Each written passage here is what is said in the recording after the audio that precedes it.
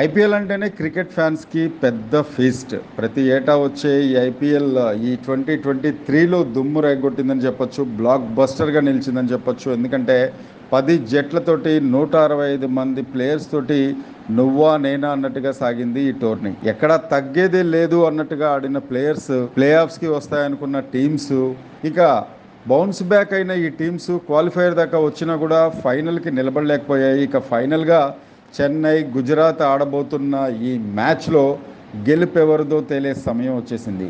కప్తో పాటు winners prize money కూడా 11 కోట్లు ఉంది. సో గెలుపెవరిది అంటే ఈ ఐపీఎల్లో మంచి బ్యాటర్లు తెరపైకి వచ్చారు. అలాగే శుభ్మన్ గిల్ నిన్నటి మ్యాచ్లో అతను చేసిన క్విక్ సెంచరీని ఎవరూ మర్చిపోలేరు.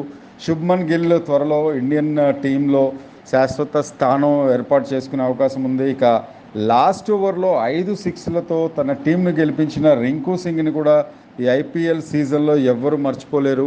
అలాగే యశస్వి జైస్వాల్ అద్భుతమైన ఫామ్తో ఉన్నాడు. అలాగే ఇండియన్ టీంలో చోటు సాధించుకునే అవకాశం కూడా అతనికి ఎంతగానో ఉంది.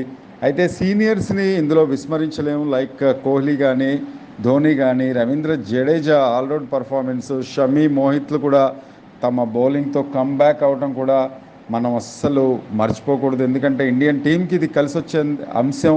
బికాజ్ రాబోయే వరల్డ్ కప్లో ఈ ప్లేయర్స్ చాలా కీలకం. అలాగే సూర్యకుమార్ యాదవ్ ఆటని కూడా ఎవ్వరూ మర్చిపోలేరు. కోహ్లీ, ధోని సండే ప్రిడిక్షన్ అస్సలు చేయలేము. ఎందుకంటే గుజరాత్ అండ్ చెన్నై 2 టీమ్స్ చాలా బలంగా ఉన్నాయి. అటు బౌలింగ్తో, బ్యాటింగ్తో, ముఖ్యంగా ఫీల్డింగ్తో. So it is an unpredictable match. కాకపోతే ఎక్కువగా గెలిచే అవకాశాలు మాత్రం చెన్నైకే ఉన్నాయని చెప్తాను.